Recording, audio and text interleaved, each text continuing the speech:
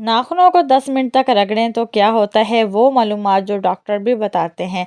मशहूर मिसरा है, नहीं कोई चीज़ न कमी कुदरत के कारखाने में। वैसे तो हम हर हफ्ते बढ़ने वाले नाखूनों को काट देते हैं और चीज़ों को पकड़ने के अलावा इसका कोई और मकसद भी समझ में नहीं आता, लेकिन नाखून हमारी सेहत और खूबसूरती बढ़ाने में मददगार साबित होते हैं। ये बात मुख्तलिफ तहकीक में साबित हो चुकी है।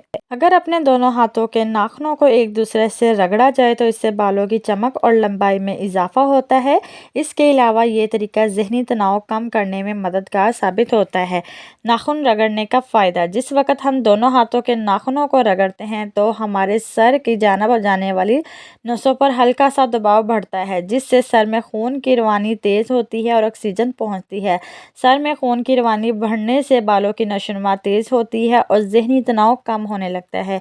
ये अमल दिन में 2 दफ़ा करना चाहिए।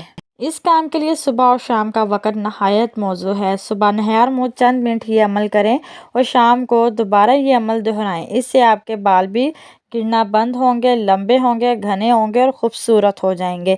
टाइटल में दी गई तस्वीर के मुताबिक नाखून के निचले सिरे पर नीली स्याही से निशान बनाया गया है। यही वो जगह है जहाँ से नाखूनों को बुनियादी तौर पर एक दूसरे से रगड़ना चाहिए।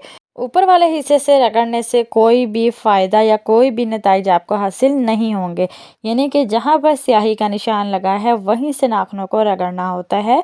इसके अलावा बाकी जो हिस्सा होता है नाखूनों को, वहाँ से रगड़ना नहीं होता, क्योंकि वहाँ से रगड़ने का कोई फ़ायदा नहीं होता।